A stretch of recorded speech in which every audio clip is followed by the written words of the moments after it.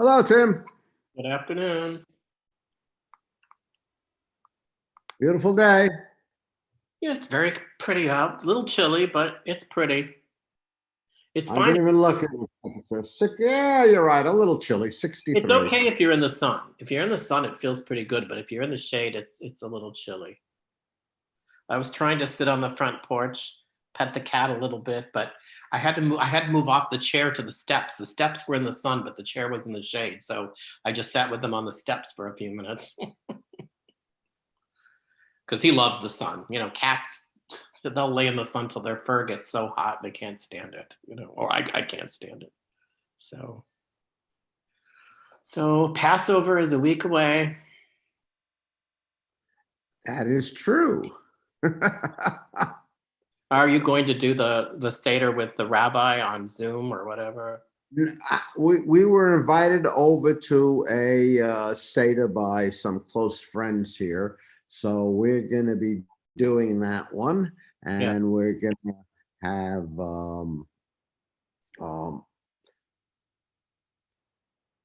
it should be very nice. We're all vaccinated, so we hope that the end results will be good. But we're starting to incorporate a little normality back in our lives. I know. We still, we're both vaccinated, but we're still being pretty careful. Most of our people that we had Seder with are out of town, and they used to come. I mean, the first year we were here in Savannah, we had 8 of them came to Savannah for Seder because they enjoyed it so much. But with COVID now, we haven't been able to do that. So we'll be Zooming with some of them and trying to at least make it as fun as we can. And then maybe next year, everybody can come back again. But, it is feeling like you can at least start to move away a little bit, I mean, you still want to be cautious because there's still a lot of stupid people out there. I hate to say that, but I mean, you've seen the pictures of what's going on in Florida on the beaches with spring break and everything. Yeah, you wonder though, Florida, as long as you keep 6 feet away and you're outdoors, I just don't think that there's that much of a high risk on it. Well, let me tell you, the pictures I've seen, the beaches are packed wall to wall. I know it's outside, so that's good. But then at night, all these young college kids go to the bars, and they've had something else. Now you're indoors. You're right. And they've shown pictures of them. It's wall to wall people. They're drinking. They don't have masks on. There's clearly no social distancing going on. So I don't know that this is going to end up well for people. I look at the statistics all the time. Fortunately, the numbers are still on a downward trend. We're now saying that we're still getting more than 1,000 deaths a day, right. which is the really bad news. But at the same time, we're in a double-digit percentage dip on a 14-day moving average. Right. So the number per 100,000 is rapidly going down. So I'm hoping with the percentages of the vaccine going up that we're going to eventually get to the point, despite the beach crowds and despite the teenagers, I'm hoping we might get a handle on this. But like you said, we might have opened up again too soon. And if I see that trend going the other way, then I know it's time to lock down again. Well, and then even here, I mean, we didn't have the St. Patrick's Day festivities in Savannah like normal, but I will tell you, I mean, our next door neighbor works downtown. In fact, manages one of the clubs down there. And he said it was packed with people. The police were giving out masks and things and people were taking them. He says, but most of the people were taking them and then they weren't putting them on. And the bars were crowded, the streets were crowded. He said that there's going to be some probably not very good numbers coming out of Savannah as a result. So we'll see. That's a shame. I was hoping that it would be a little more restrained this year because they took away the parade this year. So Right. I thought, but the bar hopping, I'm sure, went on.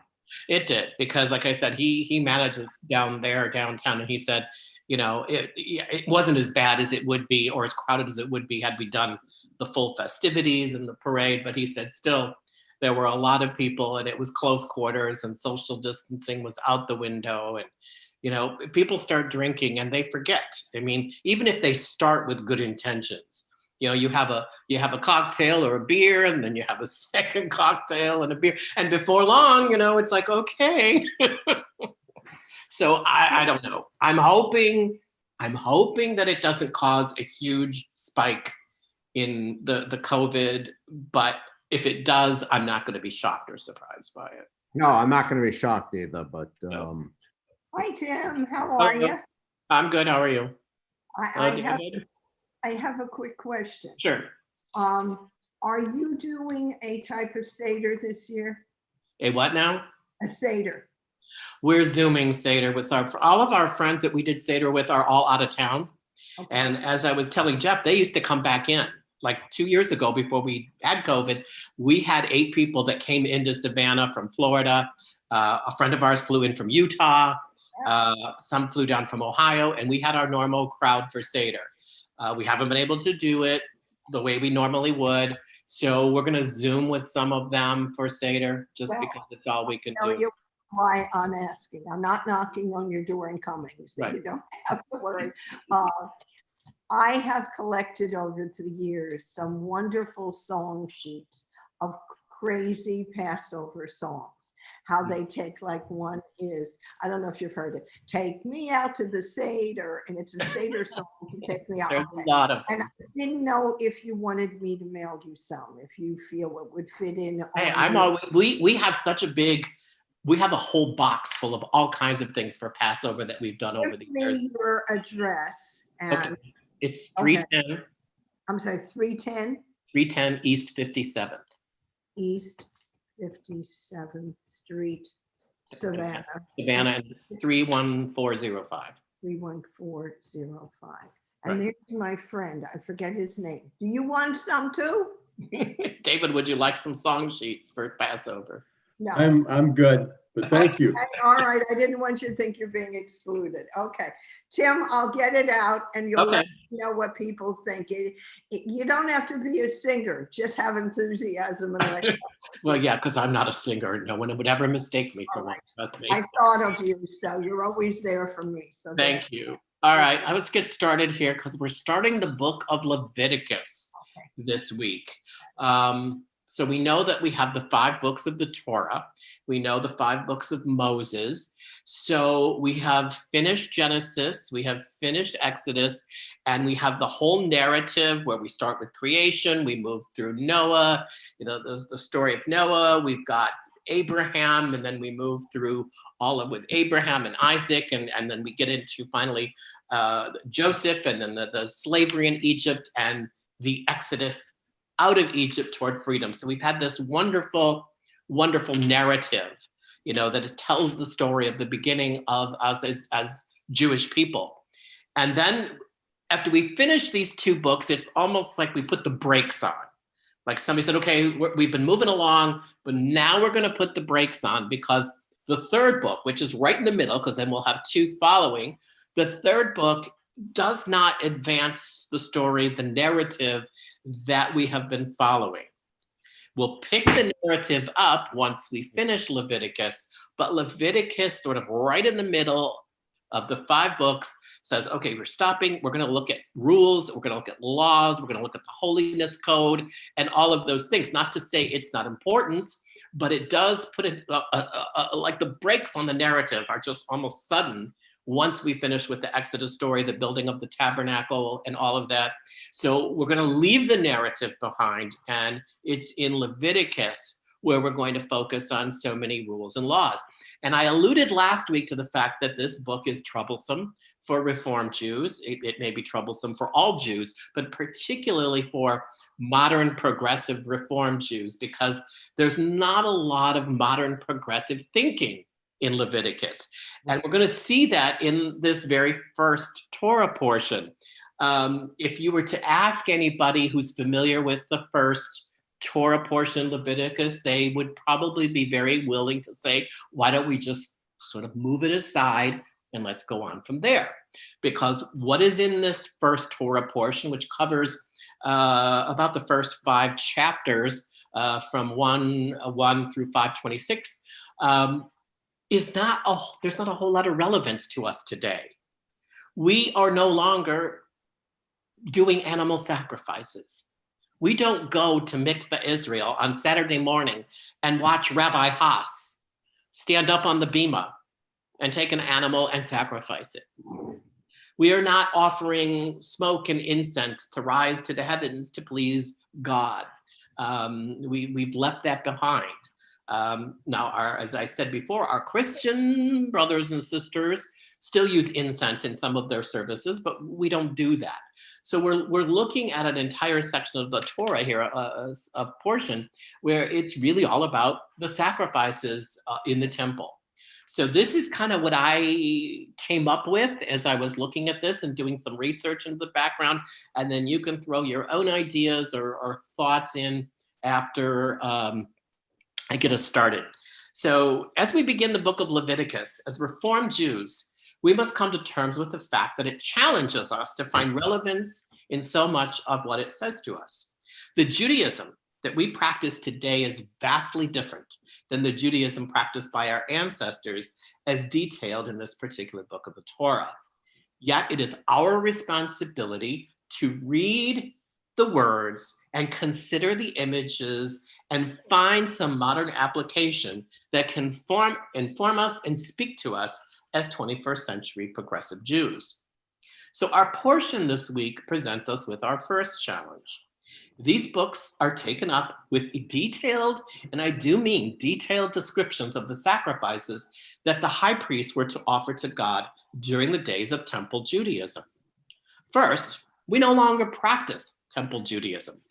The Second Temple was destroyed by the Romans in about the year 70 CE. It has not been rebuilt.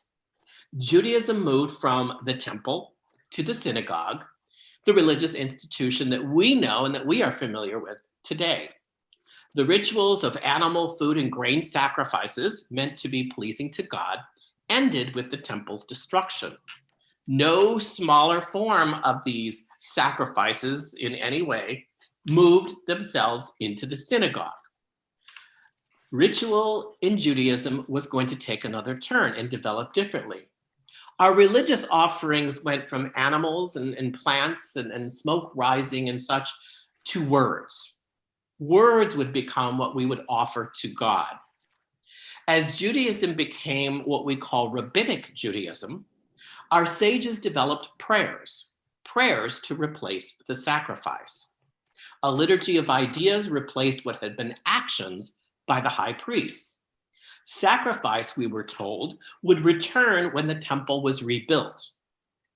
But it never was rebuilt, and it likely never will be. Not to say that there aren't people who are planning it, but the likelihood of it being rebuilt seems pretty remote. Early prayers in our traditional liturgy prayed for the return of the temple. If you were to look at some older prayer books, even older early Reformed prayer books, we prayed for the return of the temple. We prayed for the return of temple rituals. But over time, and especially with the modernization and the Reform movement starting in the late 1800s, we even stopped praying for the rebuilding of the temple. Prayers in our liturgy that mentioned it and that mentioned the sacrifices that were carried out in the temple were completely excised. It was like somebody took scissors and just cut them out of the liturgy. It is now remembered more as history than as a wish or a desire to return to what once was, what used to be. And over the years, conservative and Reconstructionist Jews have also removed the desire for this return from their theology. Most surprising, and as I was reading this week, even some modern Orthodox rabbis, now we're not talking about the ultra-Orthodox, but the modern Orthodox, Even some modern Orthodox rabbis have stated that this return to a temple Judaism is not likely to ever happen, nor is it really something to pray for or to wish for. So, what do we do with 5 chapters in early Leviticus that detail in strict terms the various sacrifices? What we do is we look to prayer and we look to deeds. When we pray, we are to offer a part of our minds and a part of our hearts to God. We let God come into our lives in a somewhat more subtle way than watching the smoke rise to the heavens. Whether we are praying the words of our fixed liturgy from the Siddur, which we call in Hebrew keva, or we're praying in our own personal way with our own personal words, which we call kavanah, prayer is meant to be our communication with God. We are offering up a piece of ourselves to God when we pray. In addition, our rabbis tell us that we honor God in our deeds, when we do kind things for others, when we help in our communities, when we give up our time to volunteer for this cause or that cause. By all of these actions and more, we are giving outward signs to God of our respect for all of God's creation. In ages past, the actions of Judaism were performed by the high priest in our names as the people.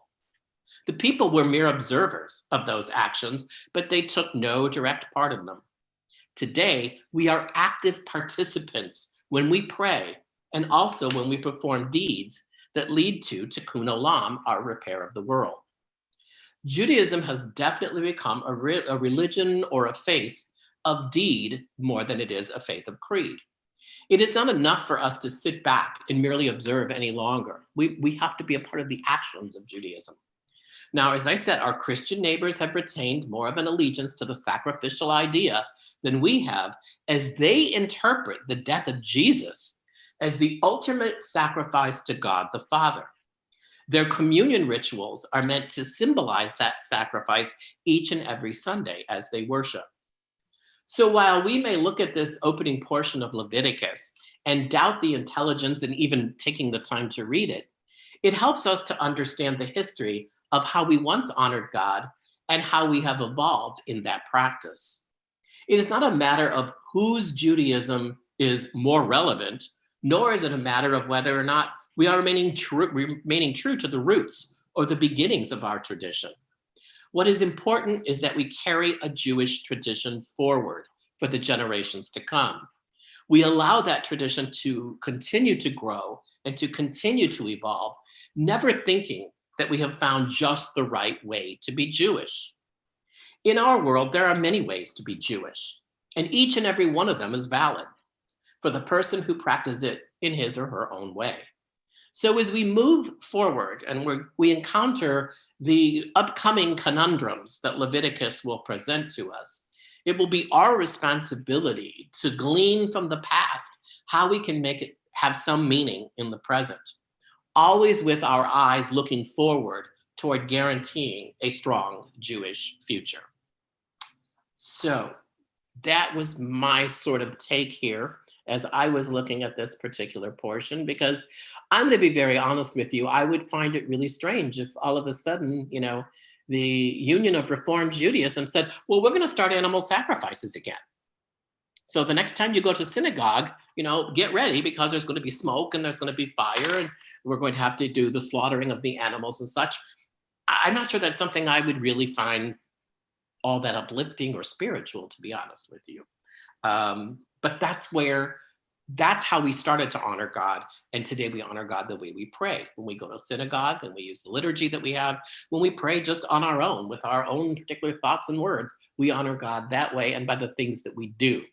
So I don't know, I'm okay with that. I'm okay with the way we do it in the modern world. It seems to actually make a lot of sense to me. But you can disagree with me if you want to. Yes, Captain.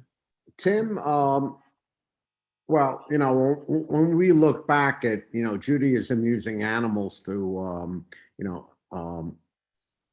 as sacrifice to God, it was more of a progressive thing in those days because they were moving away from human sacrifice.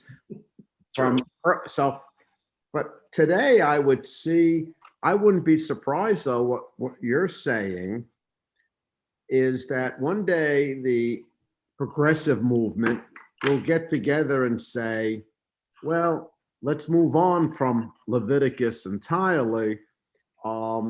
Maybe there are a few lessons we can still learn from it, but maybe we should be placing, I know it's tough to get away from the Torah readings, but the point is, like you said, it doesn't seem that there's all that much relevance to Leviticus anymore today.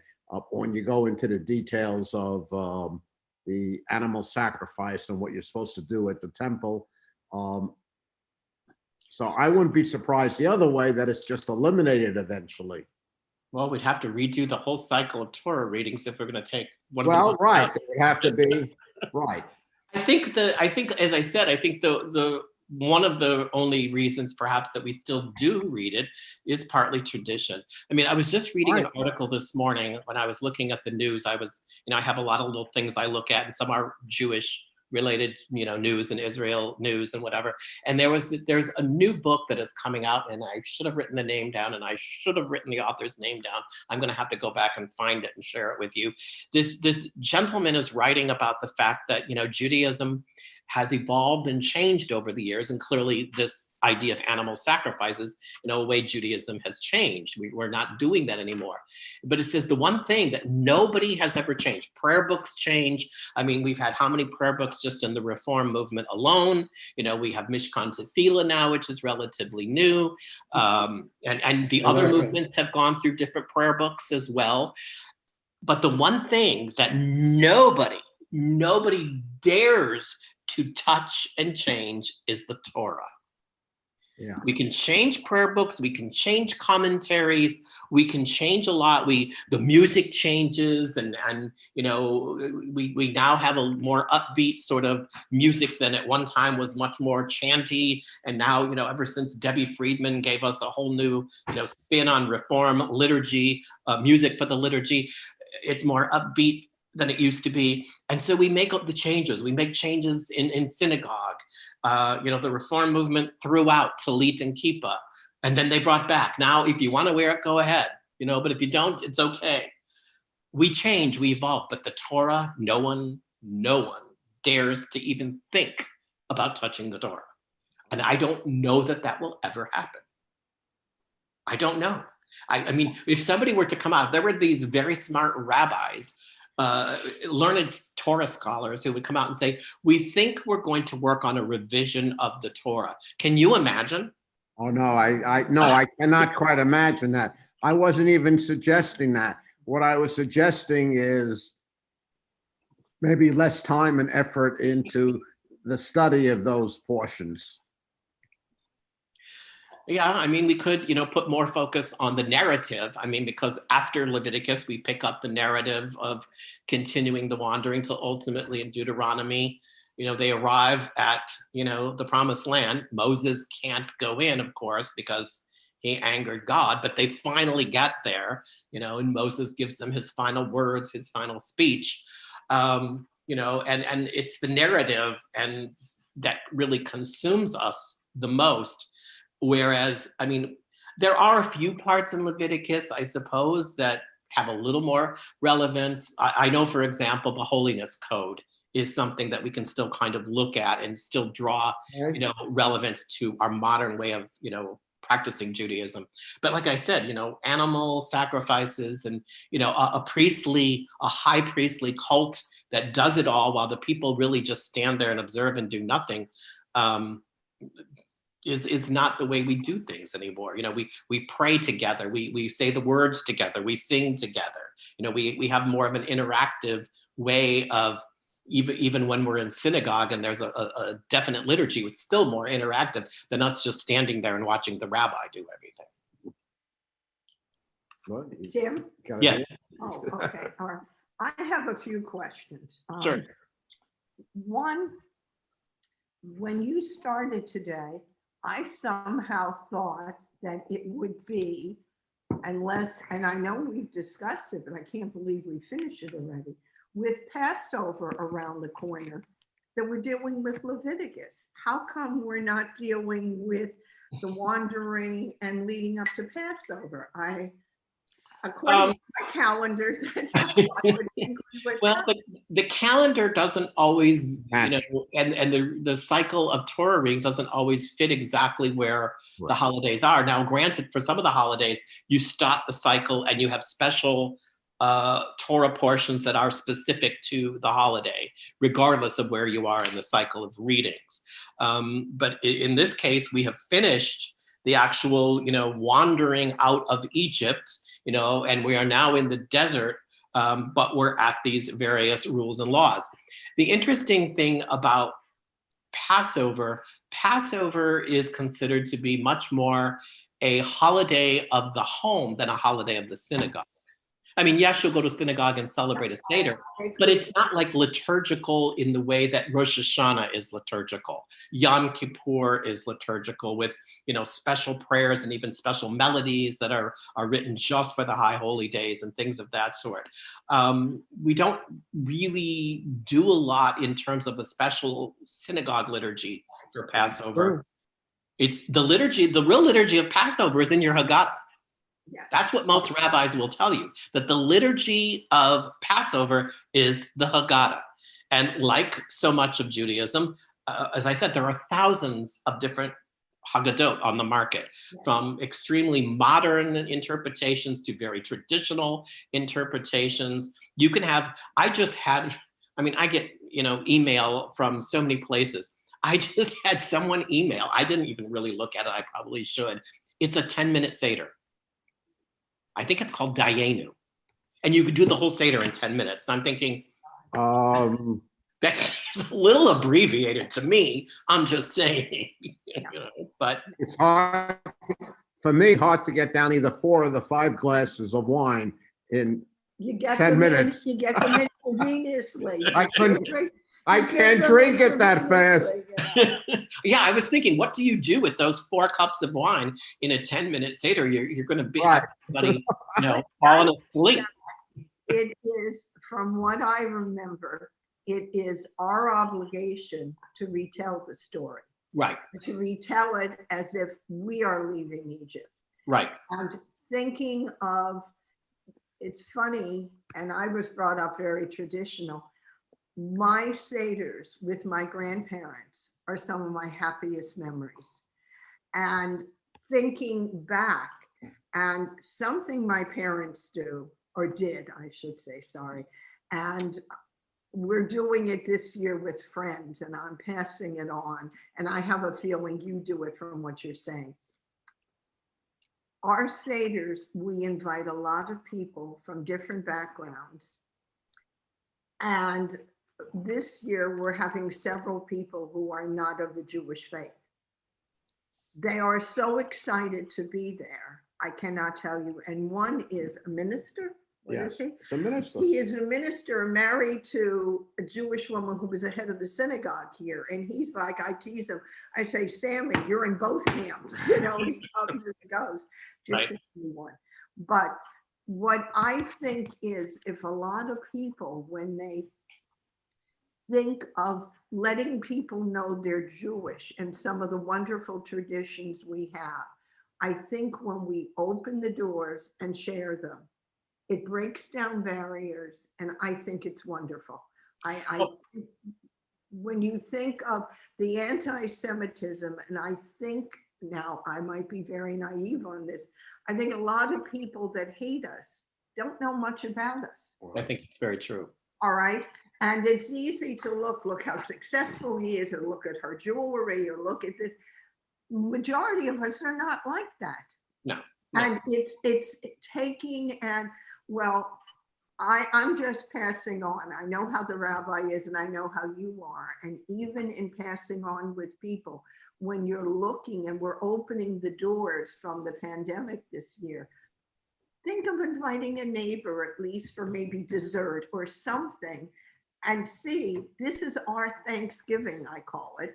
And I think it's wonderful. Well, I would agree with you. I mean, we have always had friends, non-Jewish friends, who, we'd invite them, And, in many cases, like, oh, we've never been to a Seder before, what to expect. I said, don't worry. It's just, there's a book. It's a Haggadah or a Haggadah. We will follow it. At the end of the first time that we did this for many of our non-Jewish friends, they wouldn't give the Haggadah back. They loved it so much that they said, can we keep it? Can we take it home? We'd like to look at it again. We'd like to do some of, because you skip certain things. We'd like to read some of the parts and readings that maybe we skipped over. And what do you say to people when they find it so meaningful that they want to keep the Haggadah? You don't say no. So we said, sure, take it with you. Which So It probably not the Maxwell House. Oh, it was not. No, it was. You know what? I think it was actually one that we bought from the Reconstructionist Judaism. There are some wonderful ones, and Right. each one is different and focuses on. But I think when we're also talking and sharing with our non-Jewish friends, we're talking about freedom. Right. And not so much only freedom leaving a land and going to a new one. Freedom as individuals, to be yourself, the older I get, and believe me, I'm getting there, you go and you see how they're always talking with freedom. And I think it's wonderful. Well, I think I told you that, with people who come to our Seders, we have a great time, and it's very interactive. Our Seders are very interactive. Nobody's allowed to sit back. Nope, that does not happen. Because if you sit back and do nothing at our Seder, you'll never get invited again. But we always gave homework. Everybody had a homework assignment. So you're coming to Seder, but you know what? I'm a teacher. I give homework. So we would give a homework assignment. And you're right, all the concepts of freedom. So one year the homework was, you have to come to the Seder table. And at some point in the Haggadah, we're going to stop when we're talking about freedom, and everybody has to share a personal freedom story. Well, and it can be whatever for you was a moment of freedom for you, because that also makes it more real. It makes the theme of Passover much more real. And so we sat around, 8 people, and, some people's stories were 3 or 4 minutes. Some people's were longer. As we finished telling these stories, an hour had gone by. wow. And, in the meantime, we're still chatting and whatever. And, we have to do the 4 cups of wine. But remember, we owned a wine bar. So we had a lot of flowing wine. And we would just open another bottle and let everybody continue to sip wine. We weren't a bunch of lushes, certainly. But in the 8 of us that year, we went through 14 bottles of wine. Because we lined them up. Now, luckily, everybody Ubers, because we said nobody's driving. No one's getting behind the wheel of the car for this. Like I reached out to you in the beginning, and I'm going to send you the song sheets. Share with me this personal freedom story. What other things that you did? I like it because it makes it very interactive. So that was like one year we had everybody come with a personal freedom story. You know how now in modern times, people are adding new things to the Seder plate to represent various aspects. We had people say, if you were going to add something symbolic to the Seder plate, what would you add and why would you add that? What would be the meaning behind it? And how does that tie into the whole message of, liberation and freedom as is the major, theme that you're running for Passover? Wait till you hear what I'm thinking as you're saying it with that. I would get a mask and I'd cut it in half. We had the year of the mask. We're now away from a lot of it.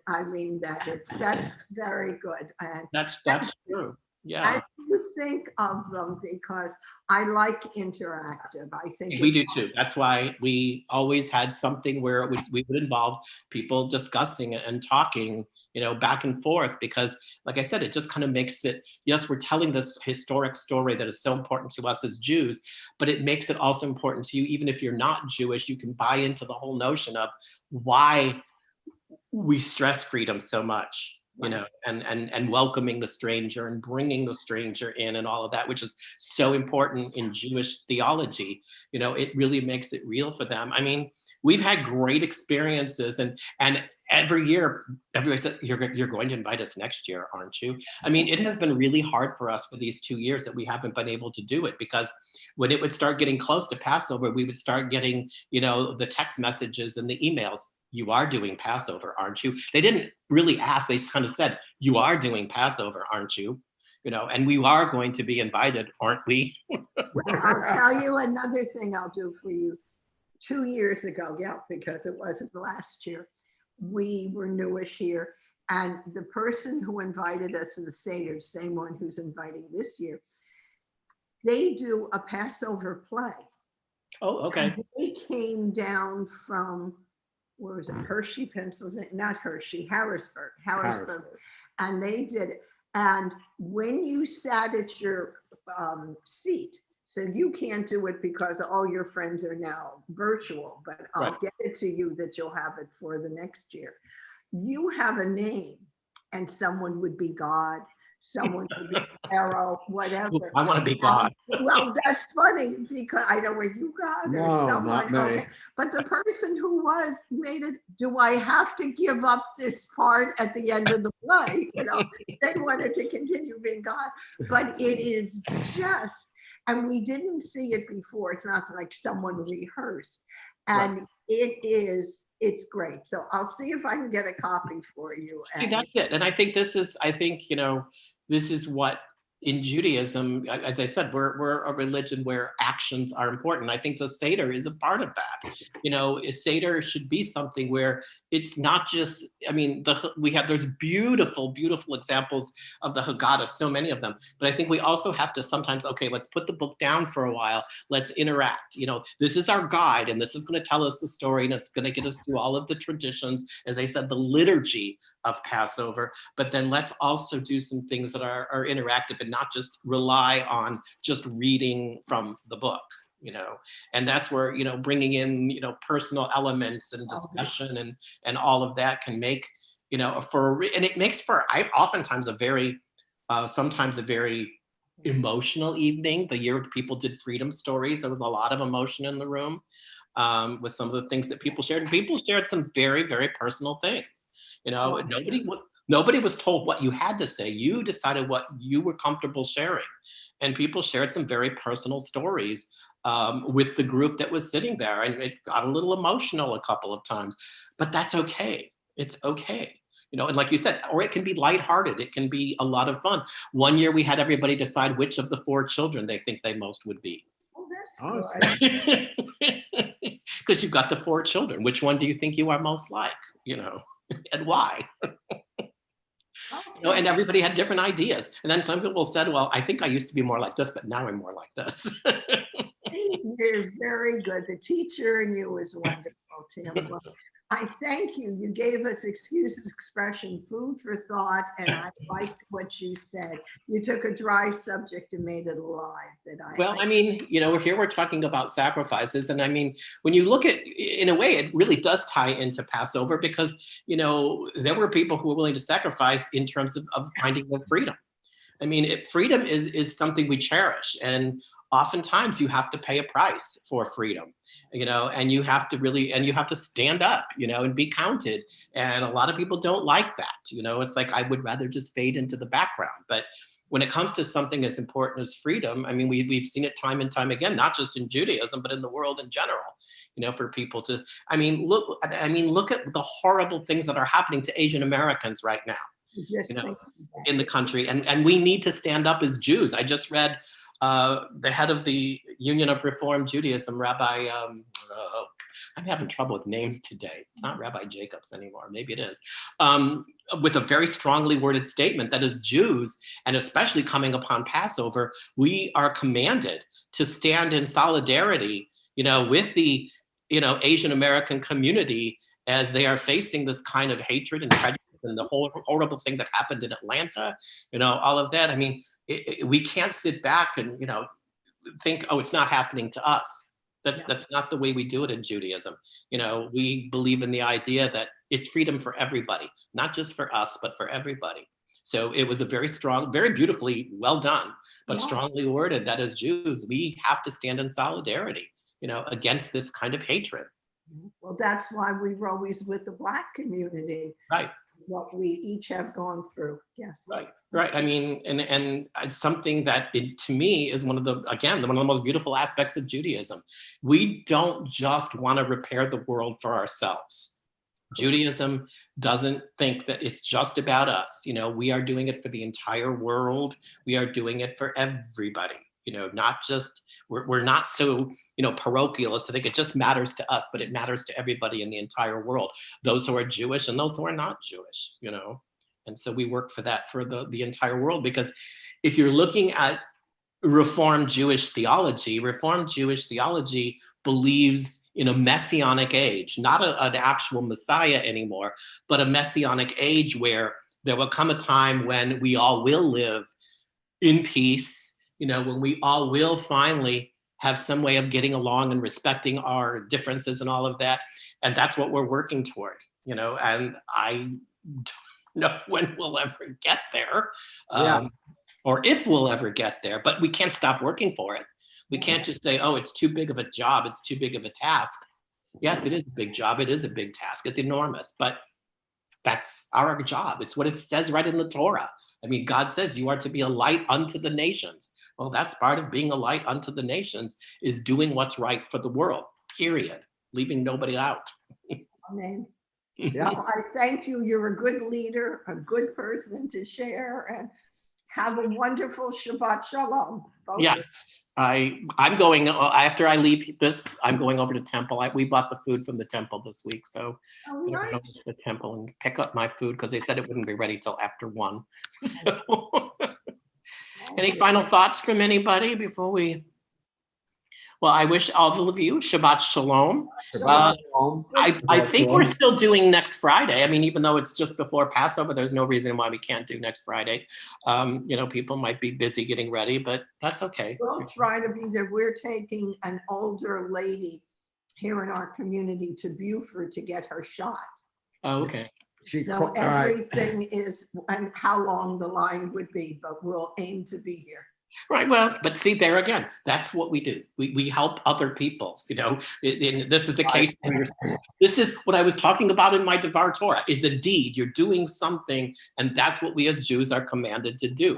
It doesn't we always might have try- to be, for a lot of people, it can be helping your neighbor. I mean, our neighbor just had surgery next door, and you know, you do what you can to make it easier for her. You know. If we're on the cusp and coming back, maybe we'll have her come here, because you know what? Her daughter converted to Judaism, so she might enjoy hearing you. Oh, well, there you go. Interesting. You know. Yeah. Right. But right, maybe we'll check in by cell phone next week. Okay. Well, I'll be here, and hopefully, you know. Right. you guys Okay. are fun. Thank you, All and bye, All Dave. right. Have a great weekend and enjoy Bye, the. David. All right. Bye-bye now. Take care. Everybody, take care. Shabbat Shalom. Shabbat